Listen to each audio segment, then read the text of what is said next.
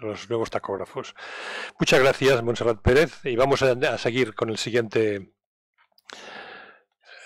fase, que suban a la mesa don Ignacio Giner Arriero, responsable de prevención de gas natural Fenosa,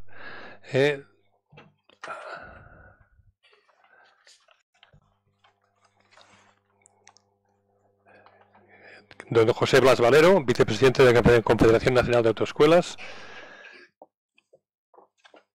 y Ana Sanz Robledo, gerente de prevención corporativa de Acciona Infraestructuras.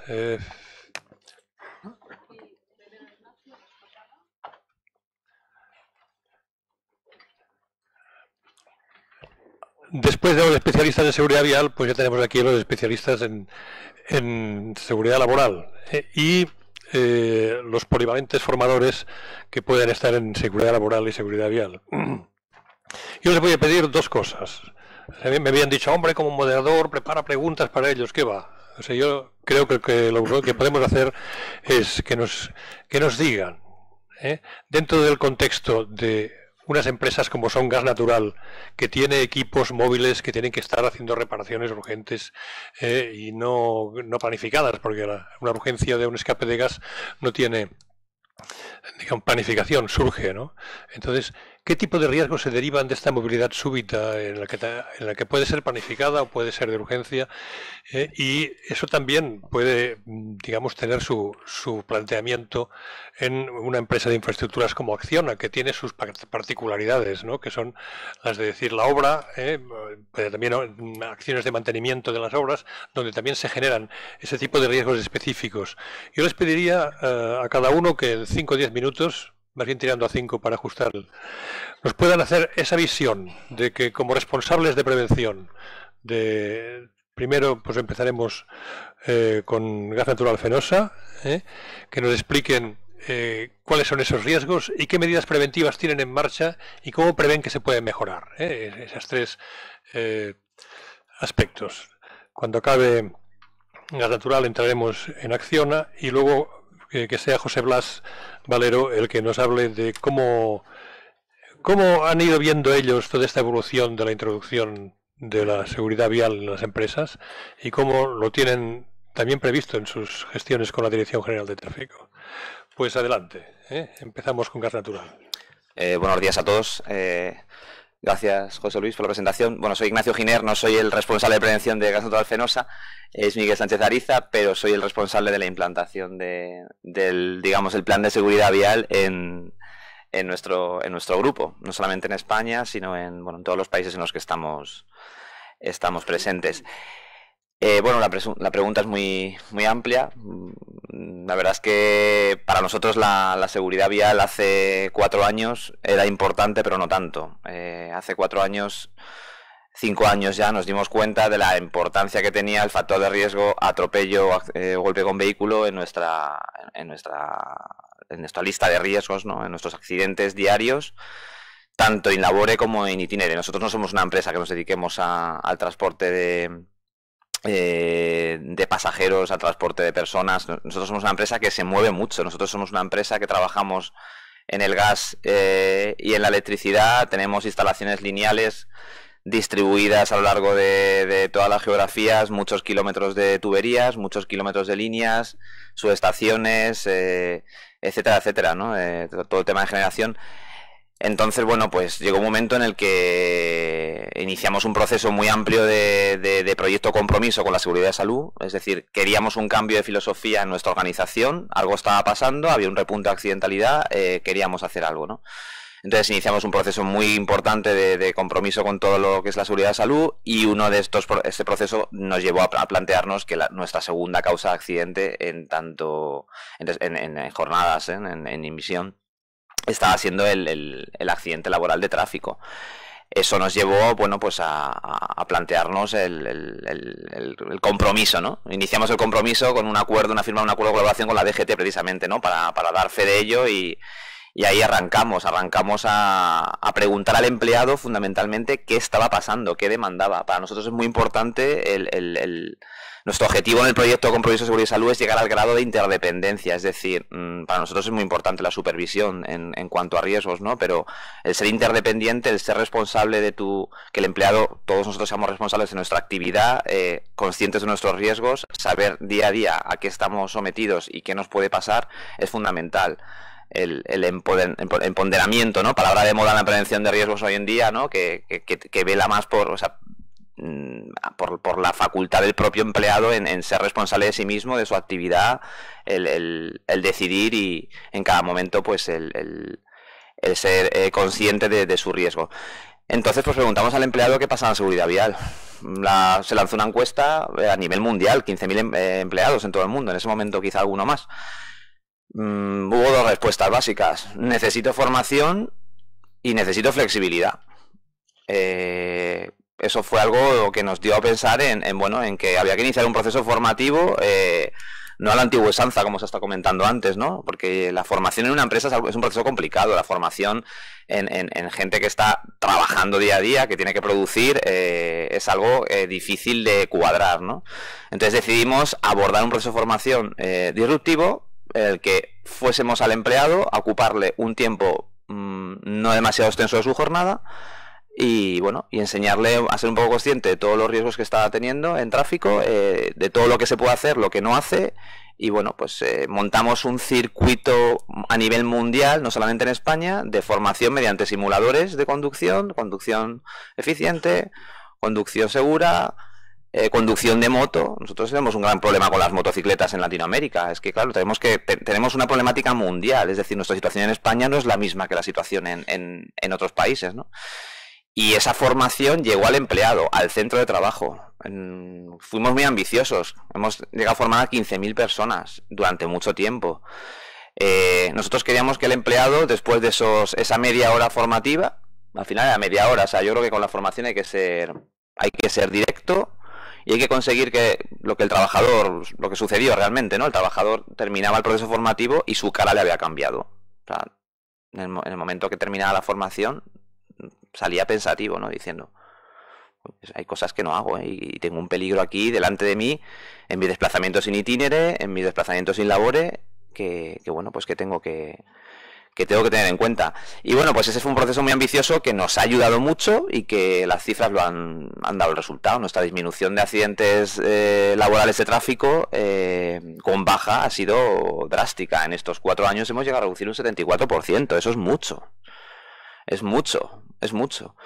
Y ahora yo estoy intrigado con volver a preguntar al trabajador qué demanda ahora, ¿no? Porque claro, en estos años hemos hecho muchísimas campañas, nos hemos apoyado mucho en la DGT, en el instituto, hemos participado en grupos de trabajo, nos hemos cogido ideas de muchos sitios y hacemos un no parar de campañas, ¿no? Tocando un poco las temáticas que más nos ocurren, ¿no? En nuestras investigaciones de accidentes, pues nos damos cuenta pues que hay muchos golpes por alcances en los desplazamientos en itinere, que tenemos quizá índices de posibles momentos de fatiga que producen, pues eso, despistes, ¿no? La conducción automática que comentábamos, Serrat, ¿no? De llegar al centro de trabajo y decir, ¿cómo he llegado? O sea, el mindfulness es una cosa que estamos tocando también porque la atención plena es fundamental en la conducción. Estamos un poco, hemos desbordado al empleado con mucha formación y mucha sensibilización. Hemos intentado que fuese novedoso, que fuese dinámica, que no fuese lo básico de curso online, porque el curso online, hay cursos online que ya hay que actualizar, ¿no? Nos tenemos que meter ya en otras metodologías, otras técnicas, ¿no? Y pues a rasgos generales es un poco esto, ¿no? Nuestro plan de movilidad llegó quizá pensamos que para una temporada y ha llegado para quedarse. Está ahí y además el tema de seguridad vial tiene muy buena acogida. Está claro que el trabajador siente que esto no solamente llega a él, llega a la sociedad, a quien le rodea. Oh, qué buenísimas noticias, ¿eh? O sea, esta reducción del 75% es extraordinaria. Vamos a ver la visión de Ana Sanz de Acciona. Hola, buenos días a todos. Bueno, pues la verdad que un poco a nivel de empresa también, grupo empresarial, en este caso nosotros, que nos movemos a nivel global, pues comparto muchas de las cosas que has ido diciendo. Nosotros, la verdad que yo creo que dentro de los sectores en los cuales nos movemos, sobre todo, bueno, en la parte de la división de infraestructuras, estamos en el sector construcción, estamos también, tenemos gran parte del negocio de servicios, de agua, en la parte industrial también. Y bueno, yo creo que nuestro foco inicial respecto a la seguridad laboral no ha sido la seguridad vial, pero en los últimos años hemos ido incorporando todas aquellas técnicas y todas aquellas estrategias que hemos desarrollado ampliamente y la hemos enfocado a la parte de seguridad vial. Nosotros voy a decir que empezamos más fuertemente en el año 2014-2015 en la parte de la división, aunque si bien es verdad que nuestro grupo, el grupo Acciona, ya tenía iniciativas de seguridad vial enfocadas a nivel global, ¿vale? Pues para empleados empezamos con el tema de la flexibilidad, las rutas, sobre todo los grandes centros que tenemos donde concentramos muchísimo personal. A lo mejor estamos hablando de edificios donde en cada edificio tenemos entre 600 y 1000 personas. Pues claro, evidentemente todo eso ya necesitaba planes de movilidad, porque claro, mover a tanta gente en horas que se concentran, lo que llamaríamos las horas pico de tráfico, pues es que es algo que por su propio peso cae, ¿no? Ese tipo de medidas. Empezamos con el tema de campañas, sobre todo, bueno, pues en los desplazamientos, en los periodos de jornadas vacacionales, puentes. Es decir, ha habido ahí, digamos, un caldo que hemos ido trasladando, pero eso voy a decir que creo que es una parte un poco superficial, sin quitarle la importancia que tiene, evidentemente, para la prevención de accidentes en los cuales dependemos al final del comportamiento humano, ¿no? Pero desde la parte de la división también lo que hicimos fue buscar un poco elementos de planificación y herramientas que habíamos utilizado con anterioridad en otros ámbitos de la seguridad. Entonces, bueno, nosotros desarrollamos una estrategia de seguridad vial en un plazo de 5 años, más o menos estamos en la mitad. A lo largo de esa estrategia, bueno, pues hemos tenido resultados de subidas y de bajadas, que evidentemente también tienen que ver con el ámbito de los países donde nos movemos, porque estoy muy de acuerdo que claro, jugar, por así decirlo, fuera de España, pues te vas a ciertos países donde tienen muchísimos problemas con las infraestructuras y entonces eso mezclado con los niveles culturales a nivel de seguridad vial que ya tenemos allí, pues claro, se mezclan cócteles que donde no tienes infraestructuras, la gente no sabe por dónde tiene que conducir, no tienes, tienes mezcla de peatones con camiones. Pues claro, hay veces que se producen pues situaciones de riesgo grave y a veces incluso accidentes, ¿no? Me puedo ir a ejemplos de países como por ejemplo Brasil o Gabón, que bueno, pues hay infraestructuras que no tienen suficientemente desarrolladas, donde los niveles de cultura de conducción pues son los que son, y me voy también al otro extremo en países donde, bueno, pues tienen muchos medios, una capacidad económica enorme, pero tienen también altas tasas de accidentes de tráfico, como por ejemplo los Emiratos, ¿no?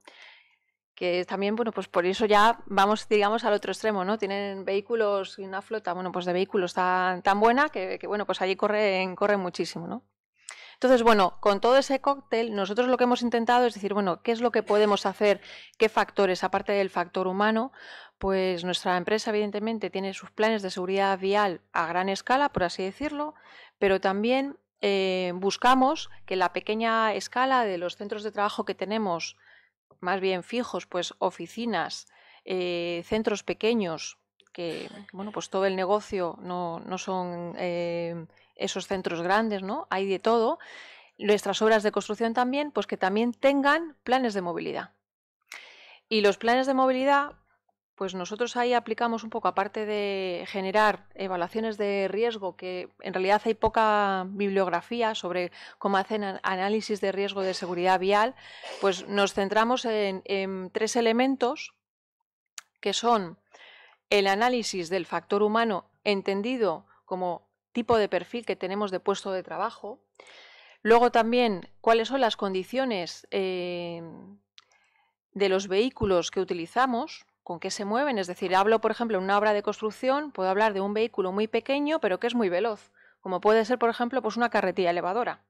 Y entonces, claro, son vehículos que a lo mejor digo veloz, entendiendo velocidades que se hacen dentro de obras de construcción y que a lo mejor es muy ágil, tiene una capacidad de giro muy rápido. Entonces, claro, hay interacciones en las cuales se producen pues con trabajadores alrededor que evidentemente yo lo considero dentro del ámbito de la seguridad vial, ¿no? También, bueno, pues podemos hablar de vehículos muy grandes, dúmperes, vehículos muy grandes cuyo problema focalizado, yo muchas veces buscamos los puntos, los ángulos ciegos que tiene ese vehículo. Y en maniobras también, que bueno, pues maniobras de marcha atrás, incluso un vehículo, vamos a decir un vehículo mediano, ¿no? Una furgoneta, que bueno, pues en cierto tipo de interacciones que se producen, pues pueden llegar a producir accidentes graves y accidentes fatales. Bueno, pues con todo eso nosotros vamos a decir lo que lo ponemos en un documento que puede ser más o menos complejo en función del tipo de centro, pero que analizamos desde, como digo, ese tipo de conductores o de perfil de puestos de trabajo que tenemos, porque hay una cosa que yo creo que estarás conmigo, ¿no? De acuerdo un poco, en el sentido de que la formación tiene que ser óptima.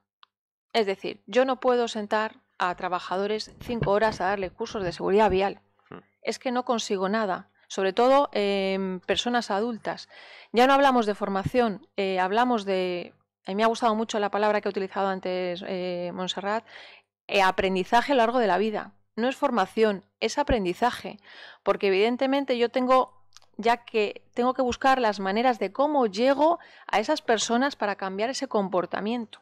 Puedo meter muchísima tecnología y no dudo que evidentemente nos van a llegar tecnologías y aquí habrá ejemplos tecnológicos. Yo he probado algunos de los simuladores que luego esta tarde se van a presentar aquí y la tecnología evidentemente pues llega hasta donde llega y no nos sustituye algo muy importante que es también, bueno, el tema de la parte sensorial con la cual aprendemos mucho y la parte de la emoción con la cual aprendemos también. Entonces, bueno, pues todo esto al final un poco, perdóname si lo estoy un poco mezclando, pero tenemos que intentar, nosotros los técnicos de prevención, intentar buscar un poco esa estrategia de cómo llegar a aplicar al final las medidas más óptimas. Es decir, no me vale hacer un documento, un plan de movilidad, por ejemplo, y ya lo tengo hecho y doy normas generales y no llego a los trabajadores y, por ejemplo, no hago un análisis de cuáles pueden ser dentro de mi centro de trabajo las rutas o los puntos ciegos, o si tengo alguna rampa, o si tengo algún sitio donde hay interferencias. Es decir, nosotros nos centramos en hacer a lo mejor cosas que no son, de momento, voy a decirlo, muy, muy punteras, ¿no? Pero que son básicas y que podemos llegar desde un plan de movilidad general de una empresa a llegarlo y trasladarlo a elementos pequeños, ¿no? Mira, yo, por ejemplo, en los planes de movilidad, una cosa tan simple como analizar la densidad del tráfico en horas puntas en las rutas que tenemos hablo de una obra, por ejemplo, que tiene pues lo que llamamos nosotros trazas viales o sus caminos, que ocurre que, por ejemplo, pues a ciertas horas pues los trabajadores tienen que descansar para hacer sus horarios de comida o la entrada y la salida, y ahí se produce un flujo enorme y van todos, bueno, que van pues evidentemente como vamos todo el mundo, ¿no? Mirando el reloj, mirando el móvil. El uso del móvil, evidentemente, elementos de distracción que ahora mismo pues no, pues tenemos todos, ¿no? Estamos con intoxinformación, ¿no? Todos. Y esto en un conductor, pues es un factor de riesgo enorme. Nosotros, como digo, ojalá podamos llegar a mantener todos los años resultados buenos, pero hay años que tenemos incrementos. También es verdad que digo que con nosotros, con el impacto global que tenemos, pues no tienen la misma consideración los accidentes en España, en la manera de registrarlos, que en otros países. Entonces, muchas veces, según también en el mercado en el que vamos, vemos ciertos repuntes, ¿no? Pero bueno, nosotros creo que tenemos más o menos el camino o la visión hacia donde queremos ir marcada, Y eso es lo que vamos a intentar ir haciendo. Muy bien. Da gusto saber que marcan las pautas, ¿no? Porque luego ya la formación es mucho más adaptada, mucho más sencilla.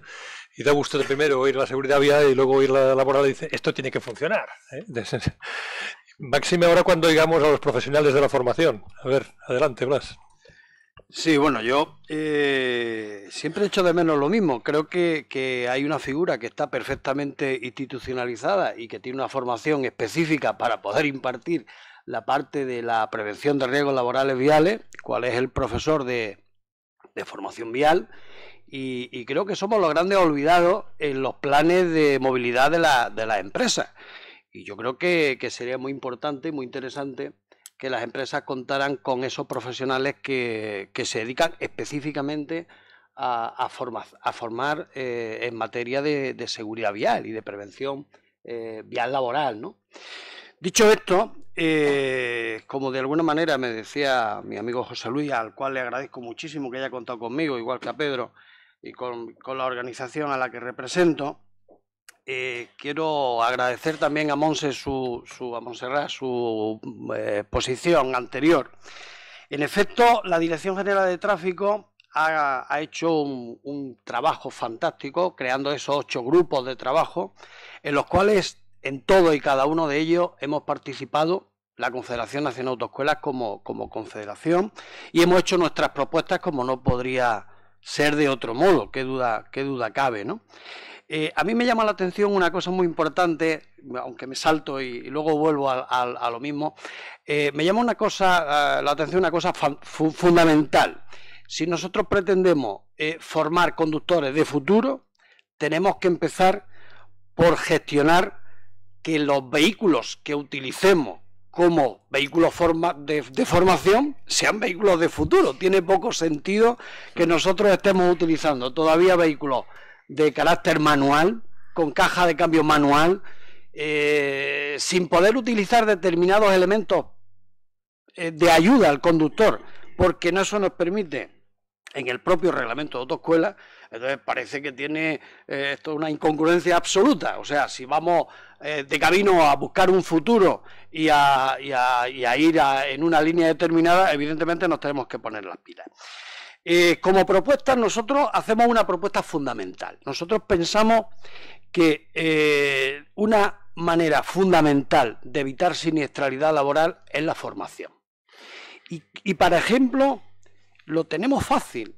En España y en Europa tenemos una formación presencial obligatoria que es el ADR. Es la formación que tienen que hacer todos aquellos conductores que se dedican a transportar mercancías peligrosas.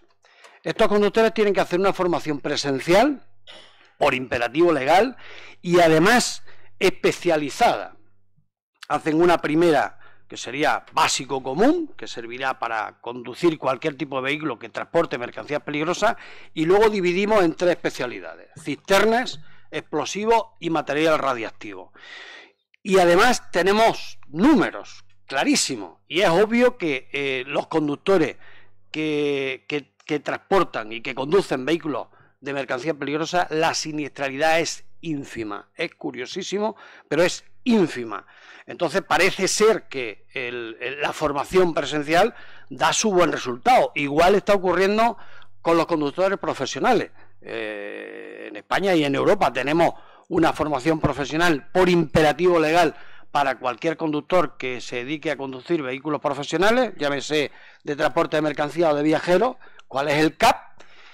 Y son 140 horas presenciales, que además imperativamente tienen que dar una parte presencial de manejo de vehículos, y exactamente igual, está pasando exactamente igual. Hay una parte muy importante de baja siniestralidad en estos conductores profesionales. La pregunta es, ¿y por qué no extrapolamos esta experiencia que tenemos con los conductores profesionales y los conductores que transportan vehículos, que conducen vehículos que transportan mercancías peligrosas a cualquier tipo de conductor, ¿no?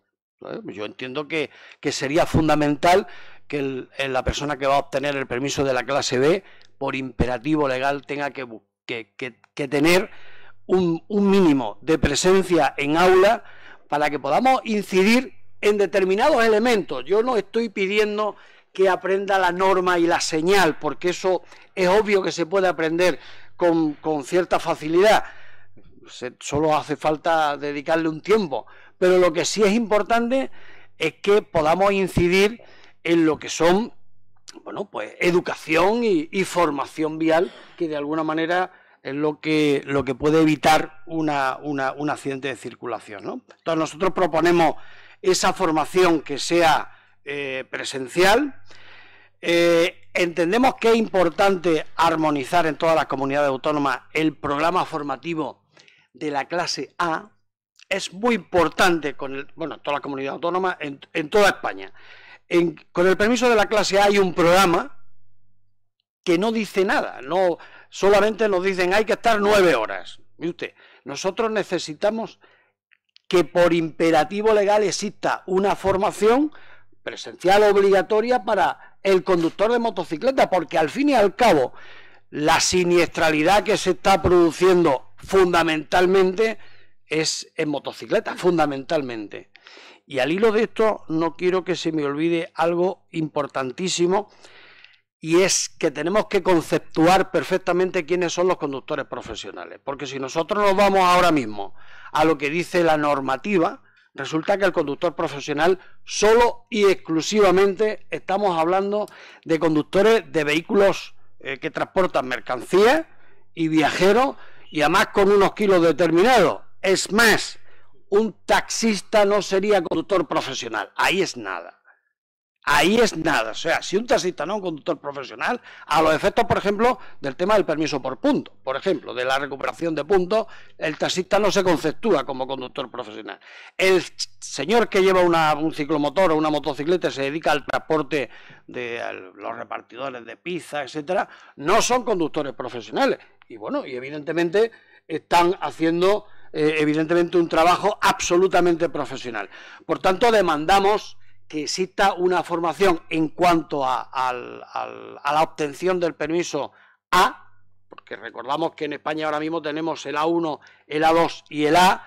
El A sería una vez que hemos obtenido el A1 y el A2 y tendríamos que hacer un curso específico. Ese curso está reglamentado solo con 9 horas de presencia, pero nada más. No nos cuenta nadie qué tenemos que hacer. De ahí vendrá la profesionalidad de cada y de toda y cada una de los profesionales que se dediquen a este. Permíteme que te haga una pregunta y, sí. y sigues diciendo.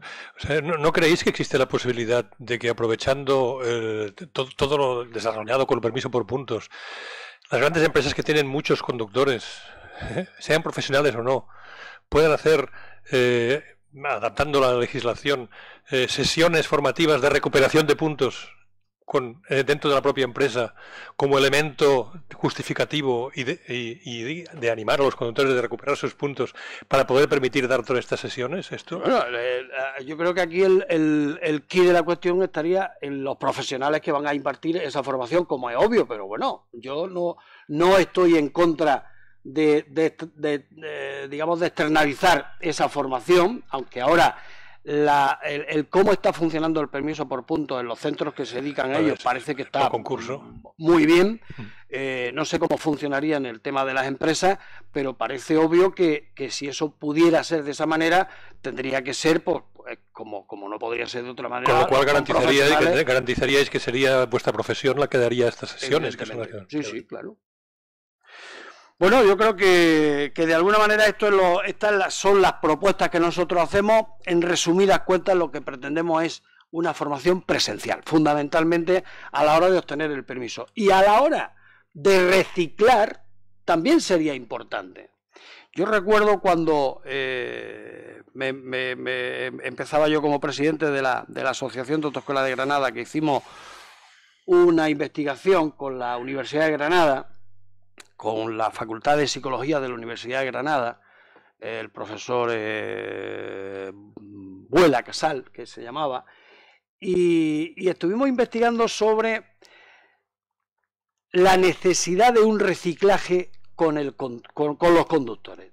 La propuesta era, a ver, si un vehículo imperativamente tiene que pasar reciclaje o tiene que pasar ITV cada cierto tiempo, porque obviamente se deteriora, obviamente pasa el tiempo, tal, Porque un conductor no tiene que pasar cada cierto tiempo, no digo yo un examen, pero sí una formación, porque no quiero contarle a nadie la problemática que tenemos, por ejemplo, con la glorieta, sin ir más lejos, que eso que algunos que pintamos canas no lo tuvimos en la formación inicial, con lo cual, y está costando la misma vida que el conductor en general sea capaz de asimilar cómo hay que circular realmente por una glorieta, por ejemplo.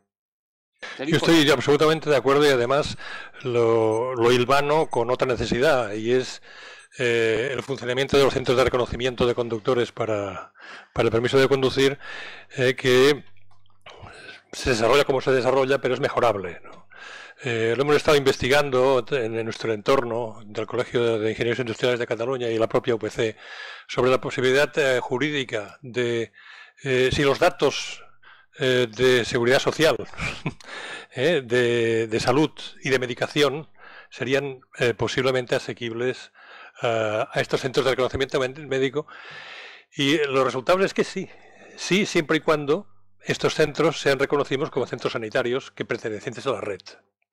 Yo soy director de sanidad también, mi recorrido y cosas mucho más complicadas se han llevado a cabo en el tema de datos. Estamos de acuerdo, y esto lo sabéis por Vigilancia de la Salud, de que son datos reservados, tal y cual, pero todo tiene un límite, y cuando estás viendo que el nivel de edad está subiendo en la accidentalidad, y en motos, no digamos, pues todo esto entraría dentro de un paquete de la revisión del permiso de conducir, en conocimientos y en...